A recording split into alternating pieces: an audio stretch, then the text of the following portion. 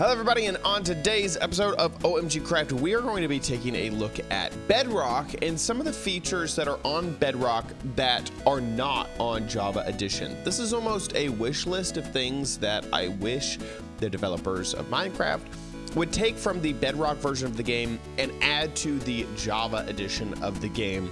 I really like all of the features that I'm going to talk about, and them being missing from Java is sad. It's very, very sad. So let's jump in. So here we are inside of Minecraft. This is the Windows 10 version of the Bedrock edition of the game. So we're going to be working around in this to show off a few of the things that I feel like are nice and different. Before we actually get into any of the gameplay stuff, just a general thing that I really like is your coordinates over in the corner. And this is, if you're new to Bedrock, then this is just an option for you to just show coordinates in your settings. And this is really, really nice because a lot of times on Java Edition, I do want to know where my coordinates, but I don't want all of the debug information up all over the place. Takes up like the entire screen. You can't read chat. It's kind of annoying. So I really, really like the position up there in the corner to be able to tell where you are in your Minecraft world so that you could easily get back to it, know which way to aim, know, you know, if your base is at 0, 0, you know, you can head that way. I really, really, really do like that feature. So that's number one. Moving on to number two, cauldrons. I really love how, wait, what the, is that because, oh, you became a, this is so new to me. What the heck? I didn't know that happened. That's new. That's definitely not in Java Edition where you get little particles when a villager claims a work site. That is new. Oh, that one's angry. You learn something new every day. This is actually what I want to talk about, is how cauldrons can actually hold the potion. So if you have a potion, you can actually fill a cauldron with that potion. And I just find that that is just the coolest effect. I love the colors. I love that you could build with this in mind. So if you wanted to have maybe like a really spooky area, you could have it have like blood-filled cauldrons in a way, using like this potion of instant healing right here. So hello, hi villagers, they're all here working. I just think that that is super duper cool. Not only can you fill the cauldrons with potions, but you can take the potions out of the cauldron as well. So once they are filled, you can use a glass bottle and you'll be able to take them out. And so it's 3 potions because there's 3 different levels of the cauldron. And so that will, 3 potions fills it, 3 potions can be removed. Apparently it's time to not work anymore, which is kind of cool. I also love that using this technique is the way that you make tipped arrows, because I find this way more intuitive than the way that you make tipped arrows in Java Edition. In Java Edition, the way to make a tipped arrow is so complicated. You need to make a potion, then you need to go to the end and get dragon's breath, then you need to combine those 2 ingredients to make a lingering potion. Then you need to surround the lingering potion with whatever lingering potion effect you want on the tipped arrow in the crafting table. So you get 8 of the 8 arrows for 1 lingering potion. I find it way too complicated to remember, and this is so much easier. You just fill a potion, fill a cauldron with the potion you want, take the arrows that you want to tip, and then tap the cauldron, and then bam, you have the arrows that you want. If you only fill this one little bit, you'd only get 16 arrows. If you fill it 2, then you get, I think it's 32 arrows. Yeah, you get 32 arrows, and then you get all 64 if it's filled 3 times. So you get an advantage. You get 16 tipped arrows basically for free if you have it all the way filled up, because the first level was 16, double that, 32. Then you would think you add another third onto there, you wouldn't be at 64 yet. So you actually get 4 times versus 1 and 2 times. Moving on to another thing that I love about Bedrock Edition. This has to do with block placement. I really like how block placing works in the Bedrock Edition of the game. It is completely different from Java Edition. The main difference is that you will place a block on however much you move, as long as you continue to hold down the button. So how this is a little bit complicated to explain when you're not actually playing the game and you can't tell what's going on. But in Java Edition, you have to click for every time that you move, or if you hold down the button to place blocks, the timing isn't perfect to work along with the speed that you walk. So every once in a while, there'll either be a gap or there'll be an extra block depending on how fast or slow you are moving. But in the Bedrock version of the game, basically, as long as you start in a direction, so I have now started in a direction towards me, no matter how fast or slow I go, this will always place a block where it is meant to be placed. And you can even see that it does it on the side that I can't even click. So the first time I showed this off, I was kind of hovering over nothing. And in Java, you'd have to hold down shift and click onto the edge and then keep moving out like this. It's super slow. But on the Bedrock edition of the game, if you click and hold and then walk, whoops, apparently not. How do you do this in the Bedrock edition of the game? Okay, I want to click and I want to move this way. No. Somehow I placed one below me. What on earth? How did that work? Oh, what? What? You are kidding me.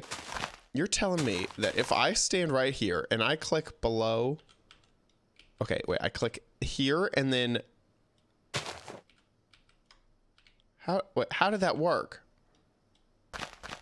How on earth am I building underneath me? Okay, I'm shook. I don't know what's going on. I was expecting like the whole like moving forward bit that I showed off originally. That is pretty simple, I guess, is that you build here and then you just move forward and it places the blocks down. But I did not know about this feature. Basically, there is a mechanic in which when you start to build in a direction, the game will assume which way you are moving and place blocks according. So if I like start right here and then move in this direction, it will place them super uber fast because I am moving super uber fast, which is just impossible in the Java edition of the game. You just can't put down, I mean, if you could click us that fast, but even so, there's a little bit of a cooldown. So it makes things like building upwards really, really easily because you just click and hold and move and it will go as fast as you move.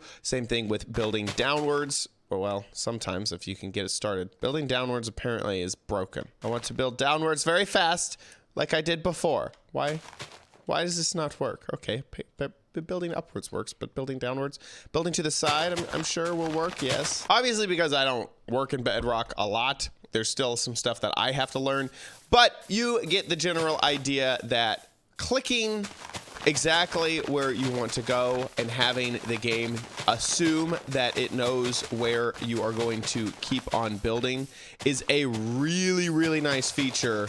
An amazing feature. I love it so much, and I wish that that was in Java Edition. Next, having to do with armor stands. First, I really like that armor stands immediately spawn with arms in the Bedrock edition of the game. And second, I love that you can pose them easily just by holding down shift. So all you have to do is crouch, and then you can click away on this armor stand and get it to do that, you know, whatever pose of, I think there's like 9 different poses. Here we can count them. This is 1, 2, 3, 14 different poses that you can go through, and I love that because it makes armor stands so much more dynamic. It's really difficult to do that in Java without commands. I mean, it's impossible to do that in Java without commands and access to summon in an entity and using, you know, op on a server or on a world with cheats. So it's awesome that you can pull all this off in the Bedrock version of the game in pure survival. Next is something I had to pre-record a little bit earlier, so we're gonna go to some archival footage, but basically how a few different status effects will animate and show you a really cool representation of themselves, specifically the Bad Omen and the Hero of the Village. Where's this Omen guy? Where's the guy who has the banner on his head? Banner dude. Ow. Hello? Haha! I have found you, Banner Dude. Come to me. Eh. No, not you. That's right, get wrecked. Wait, can I just spam click in this version? Oh my Atlanta. Whoa! That is different. Very different.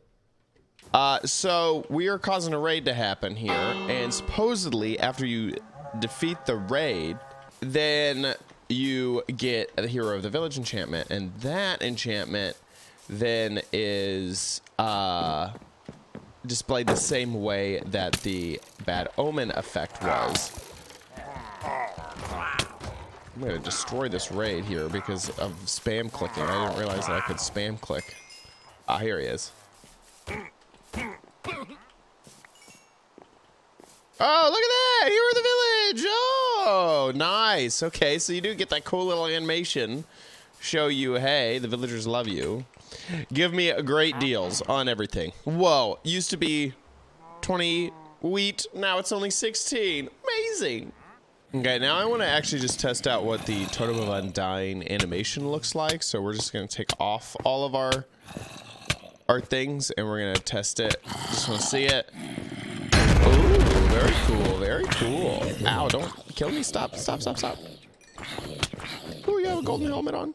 And that's really my list of things so far that I have noticed that I really, really like about the Bedrock version of the game over the Java version of the game. There may be a time that I do the opposite of this list. Things that are in Java that I wish were in Bedrock.